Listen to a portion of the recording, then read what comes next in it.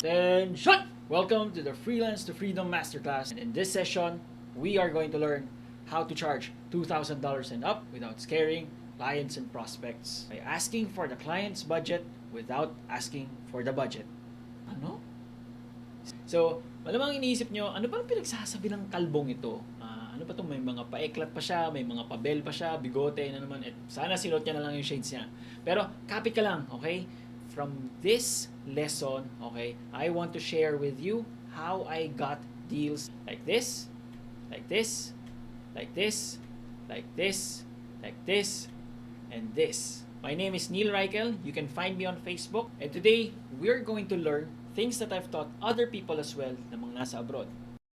So, game. Two things na kailangan natin. Kailangan na natin yung ating 10K X-ray scanners. Bakit 10K? Iniisip nyo, mahal ba yung shades? No. It's all about finding $10,000 and up na opportunities. Next, ito naman yung kailangan natin. The freelancers pricing formula.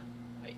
So, now that we've already understood na kailangan natin maghanap ng mga $10,000 and up na opportunities, ang freelancers pricing formula simply states that whatever result you're actually going to deliver, simply divide it by 5 or simply divide it by 10 and you would get the rate that you actually want. But this time, sabi nga natin $2,000 and up, di ba? So, ibig sabihin lang nun, kung $2,000 and up ang gusto mo, you only have to give a result that would generate them something to the figure of $10,000, okay, times 5 o kaya times 10, which is $20,000. And I'm going to show you a specific example of what we did with a client. But before we proceed, the secret talaga to closing high-ticket deals, regardless of the skill that you chose, is not about the closing. Okay? So kahit na sinasabi ng high-ticket closer dito, high-ticket closer doon, it's not about the closing. Okay? Para sa akin, personally, para sa akin, what has worked, okay, is all about yung opening. Okay? The opening ng high-ticket sales conversations. Bakit? The reason why I'm saying this is because if lang high-ticket closer ka nga, pero ang budget lang naman pala ng kliyenteng to, or ang nasa isip niya lang talaga nagagastusin niya, or ang potential lang naman talaga ng kikitain ng project na to is $500, there's no way that you would be closing this client at $10,000, at $2,000, at $5,000, di ba? So, kahit anong galaite yung gagawin mo dyan, walang mangyayari. So, if you know how to open high-ticket sales conversations, then that's the only time that you come in with your closing techniques. Let's go. Okay. So, this is for you if you're still deciding on what your pricing is for your services. Okay. May Facebook ads yan, logo designer yan, creative writing, copywriter. Okay. This is for you. Okay. And you want to make more than what you're currently getting paid for, or kahit nagsisimula ka pa lang. And ang akin lang hiling dito is you promise to go out there and start conversations with people who are a good fit for your service, whether job boards ito, okay? Whether job boards ito o kaya communities, Facebook groups, kung ano man yan, okay? So, this is not for you if, number 1, tamad ka. Number 2, pabebe ka. Ginagamit mong excuse yung sinasabi mo, may limiting beliefs ako, introvert ako. Masakit man aminin wala ka lang goals. Okay? Type ka ng type, hanap ka ng hanap, research ka ng research, pero yun talaga siya eh.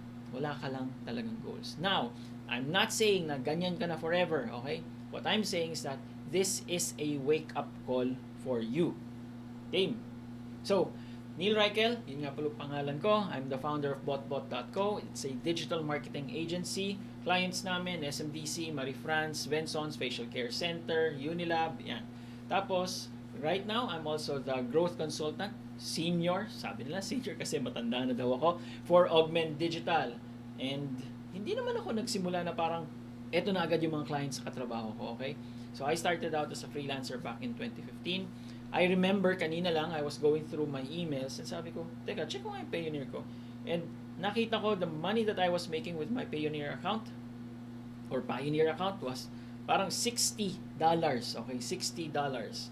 And fast forward to date, 2022, okay, 2022, I've now taught over 3,000 paying students the power of conversational marketing, di ba? And I have a Facebook group called How to Open Conversations That Lead to Sales. But enough about me. Let's proceed muna sa'yo. Okay? So, ito yung company where I work in.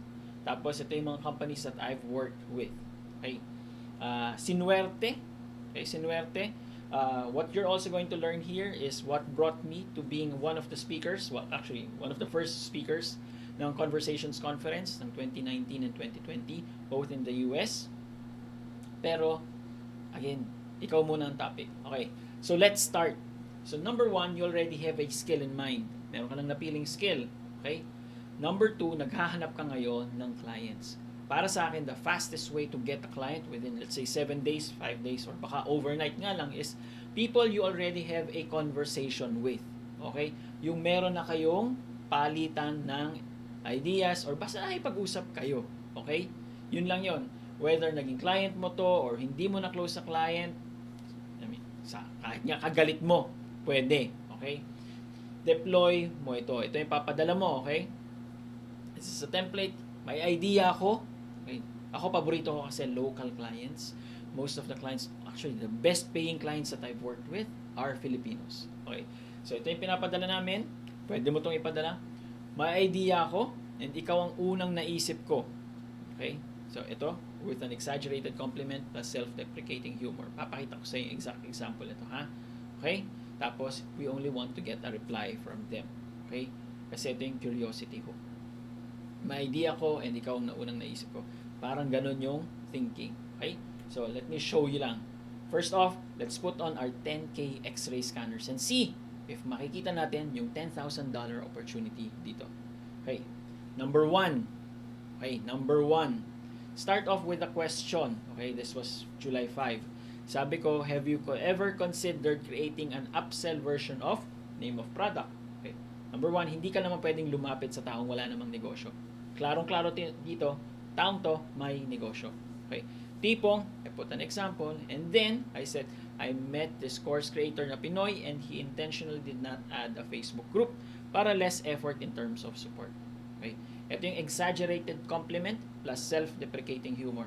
Ano ba yung self-deprecating humor? Parang napaka-technical naman term na yun. Self-deprecating humor is, pangit ako, malaki mata ko, tabingi ilong ko, okay? The joke is on us. Tayo yung joke, okay?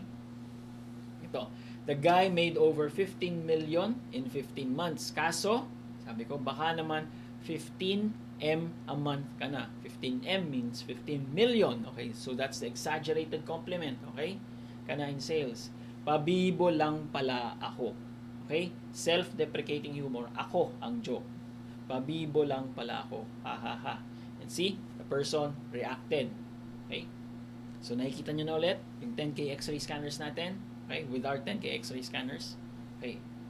Sumagot siya. Okay? If you see, July 5, 9 a.m. July 5 nung hapon, sumagot siya. Okay? Sabi niya, good job, Neil, sa baby steps. Sabi niya, and then ito, pumunta tayo sa sales conversation. Yes, I have considered it. Sure, gagawa ako. Higher paying audience. Tapos sa Facebook group. Tapos sumagot siya. Okay? Sumagot siya. Doon muna tayo sa 10M a month. Okay? Tawag natin dito is yung knee-jerk reaction. Yung biglaan na lang masasabi niya. Biglaan na lang masasabi niya magkano yung budget niya, magkano yung opportunity dito. Okay? Tanda mo. Suot-suot natin to. Okay? Biglaan na lang, oy, hindi naman. Ganito lang. Okay? Example is, wow, ganda naman ng sapatos mo. Siguro 15,000 bili mo dyan. Di naman, sale to, 8,000 lang. Wow. Nalaman mo agad without really asking how much the price is. Diba? So, knee-jerk reaction, nakuha na natin. Suot na natin ulit to, diba? Ito yung money punch combo. Okay? Yes to 10M a month, diba? So, hindi support to maintain the group ang issue. Okay. Pwede lang matanong itong two questions. How close are you na to 10M a month? Diba? Tapos, would you be interested to see options to hit 10M a month faster? Okay? Walang pinag-uusapang skill dito, ha? Walang pinag-uusapang specialty dito. Pinag-uusapan lang dito is isa. Okay? Yung results. Okay? Kaya suot natin to. Naghahanap tayo ng opportunities. Okay? Na pwede nating ilatag sa kanya. Sabi niya, averaging 2M to 3M siguro, but January, we hit, okay, history niya, we hit 7.9M. Okay?